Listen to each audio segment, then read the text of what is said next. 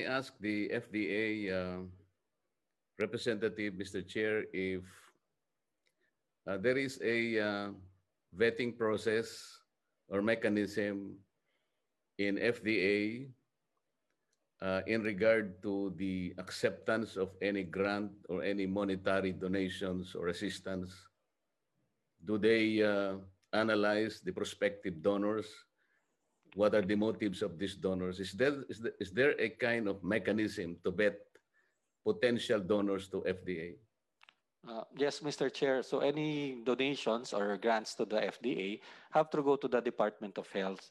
We have a Bureau of International Health Cooperation that vets all of the grant submissions and recipients.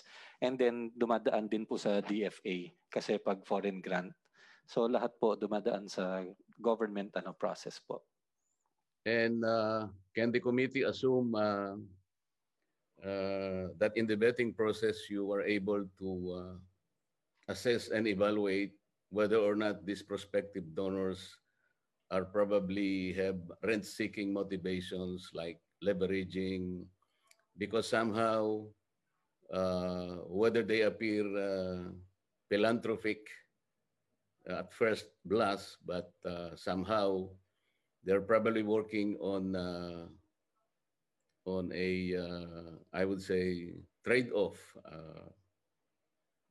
No, well, yes, sir. The Bureau of International Health Cooperation of the DOH goes through all of this and they check out all of our possible partners before we get any approval. And so if that is so, Yusek Domingo, I assume that, or the committee would assume that you know very well Bloomberg Philanthropies, as well as the person behind this, Michael Bloomberg. How much do you know Michael Bloomberg in the first place?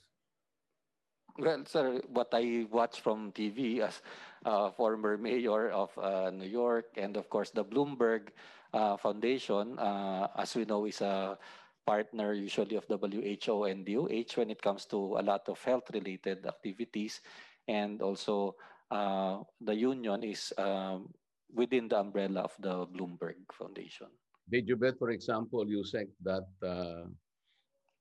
considering the vast financial resource of Bloomberg, like Mr. Bloomberg himself is, I think, the 14th wealthiest person in the United States today. Do you know that? Well, I just know that now, Mr. Chair.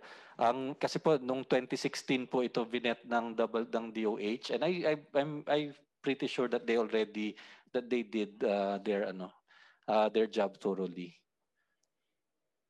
Well, that is supposed to be assessed by the committee, USEC, because I think until and unless you were able to provide the committee documents showing that Mr. Bloomberg has no connections or interests in other industries that might compete with the e-cigarettes or the HTPs, it is still subject to suspicion because of the vast potential that it can exert in regard to a regulatory agency like FDA.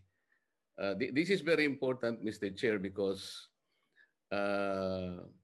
we are a little bit worried. For example, Bloomberg has a business called Bloomberg Terminals. This particular system, Mr. Chair, generates, analyzes, and even sells data and information of people, of organizations, of countries, to more than 300,000 high-paying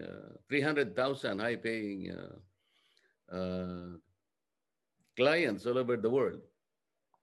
And it is very hard for us, Mr. Chair, to analyze whether or not from these paying clients, there are no competition or competitive companies that are involved. Because what we can see so far from the deliberations of this committee, more specifically in trying to lay down a very equitable and fair draft of a regulatory mechanism for e-cigarettes, as we have worked out in several months. Of course, with the assistance of the FDA. Mr. Chair, while Yusek Domingo can assure us that FDA is really working as objective as it can be, hindi natin mapapasubalian na dahil nga hindi natin alam kung sino-sino yung mga kliyente ng Bloomberg. Kung meron siyang pharmaceutical clients, for example, producing this replacement nicotine therapies, walang makakapagsabi. And the donation or the financial assistance could prove a Trojan horse for us. Meron pa siyang business, Mr. Chair, yung Bloomberg, Michael Bloomberg. This is called Bloomberg Government. As we speak, I believe Bloomberg can even tell their clients all around the world what is happening in congresses all over the world. They can even tell us what happened in the last hearing of the Committee of Appropriations in the United States. This is how influential this man is. If you will consult the banner of the Bloomberg government in their website, Mr. Chair, meron silang banner doon nakalagay, from intelligence to influence. So, meron po kasi akong listahan, Mr. Chair, kagaya ng mga ibang kasama nating nagsipagtanong na kanina. Ang dami lang projects na naibigay. We're not questioning, like what our colleague said earlier, we're not questioning the legal capacity of FDA to receive endowments, grants, and financial assistance. We're only worried on how balanced FDA can be in the final crafting of those regulatory mechanisms. Dito po pumapasok yung rent-seeking and even leveraging. So nakita po natin, for instance, Yusek, with all due respect, while you have assured us and this committee that you have been trying as much as possible to be as fair as possible. Tingnan natin yung mga ingredients ng e-cigarettes, the essential ingredients. Doon po sa dito po sa draft, nakaban po sila. So, magiging negative yun doon sa mga e-cigarettes and HTPs sapagkat dito sila kumukuha ng ang kanilang essential ingredients. Pagkatapos, Mr. Chair, paano naman magiging equitable? Ban ang lahat ng promotions ng e-cigarettes and HTPs. Pero yung cigarettes, yung tobacco itself, hindi naman nakaban ang promotion. So hindi siya equitable. Pangalawa, pangatlo, yung FDA nagre-require po ng pre-market requirements. Hindi naman nagre-register po yung tobacco companies sa FDA, Mr. Chair. Nagre-register lamang siya sa NTA, sa BIR, at saka dyan sa BOC. Pero yung e-cigarettes po, nire-require naman na mag-register sa FDA with an added requirement of an independent study. Can you imagine, Mr. Chair, kung magkano ang cost ng isang independent study? It will run to millions of pesos. Bakit naman po ganon?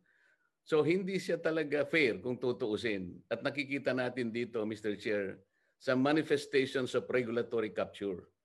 Dito kami nagwo-worry because sabi nga ni Congresswoman Ging, hindi natin maiaalis, lalong-lalo na sa ating mga Pilipino, yung sense ng utang na loob. Nabigyan na nga tayo. So, paano naman yung pakiusap? Ito yung worrisome.